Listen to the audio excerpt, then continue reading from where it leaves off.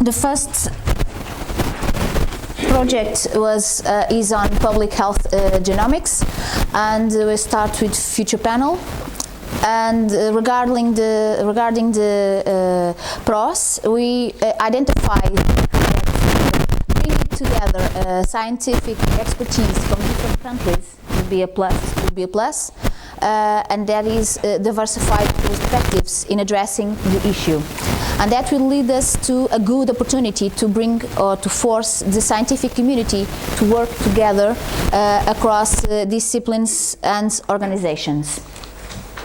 Another thing that we also come up with is that it's like it will be a method with like a CVST style, since it will be a feedback loop between politicians and policymakers, and also about expert working groups.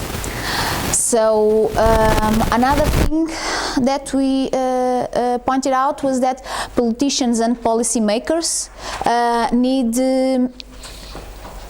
to think long-term, more vision-oriented than their daily basis work. So this will force them to think on a long-term planning policy measures. Another thing is that politicians and decision makers would have the opportunity to go on board since the beginning of the process, and so it would be important for them to understand what is at the beginning of the process, how the work is done, because they are used to give it up to someone else to do it. Now they should do it. So it would be a positive thing for them to understand all the process. And that therefore there would be a deep involvement of policymakers and politicians, because they need to be active and not just receivers. Now going to cons, we identified the difficulty to steer the process and to get politicians on board. That will be a pros, because we could face lack of motivation for politicians and decision makers, and also if politicians are not comfortable with the issue, they will probably say no. And that's why it will be difficult to secure involvement of all political parties in Parliament, and we could have few politicians involved to address the issue in the long term. Resource consuming, especially time, would be an issue, and experts coming with their own agenda will be also cons, and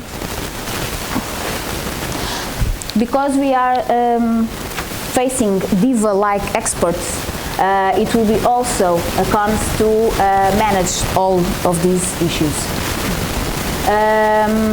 Difficult communication to keep in motivation would also be a cons, and because there is no public involvement,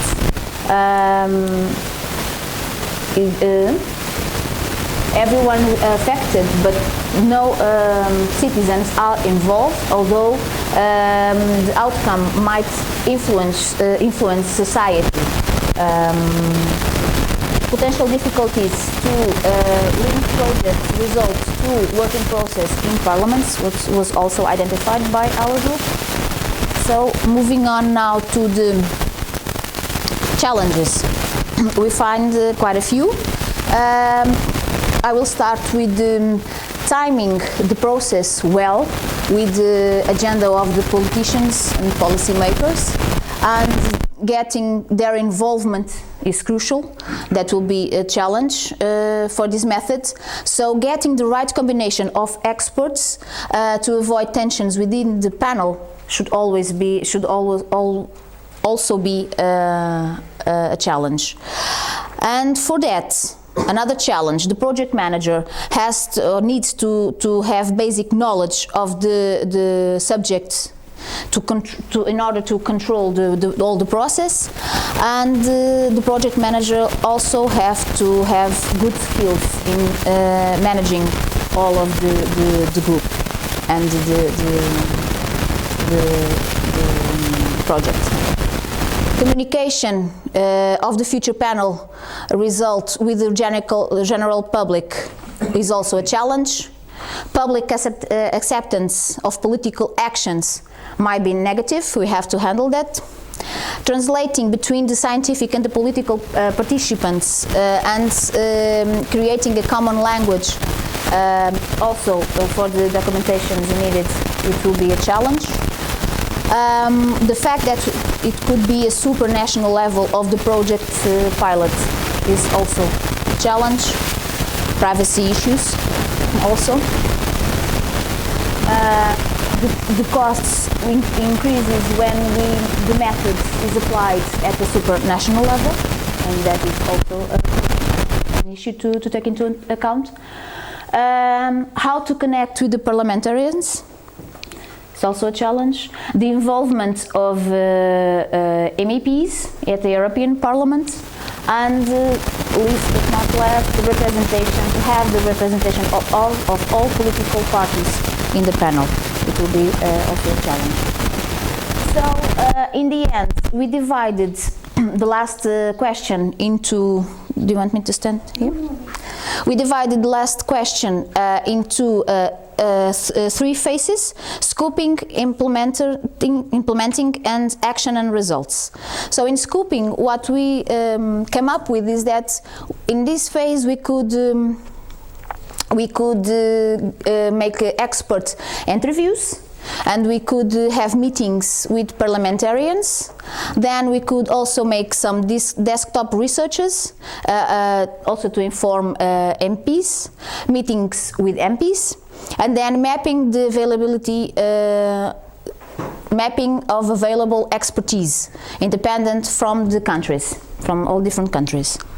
Then at the phase of implementing, we could involve involvement of the public large-scale citizen summits, like worldwide views, and then we could apply also the Civisty method, of course, and then made some interviews, meetings, some questionnaires, and some focus group also.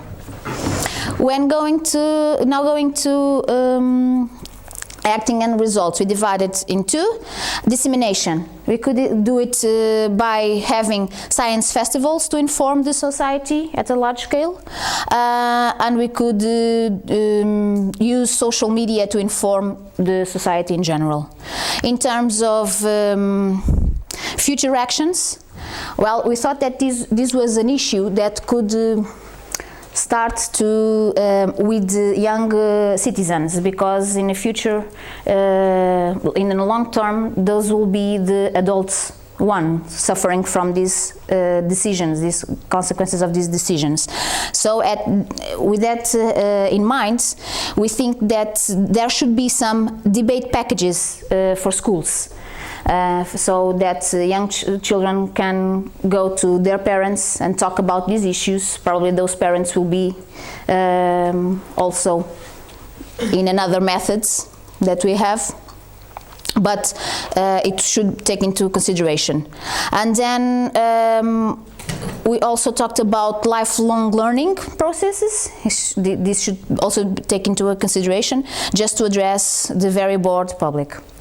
Then we have to have, in terms of future actions, strong involvement of civil society in the future, and also the involvement of labor units, because these units are also responsible for the education and for the graduation of, I don't know if graduation is the right word, for people.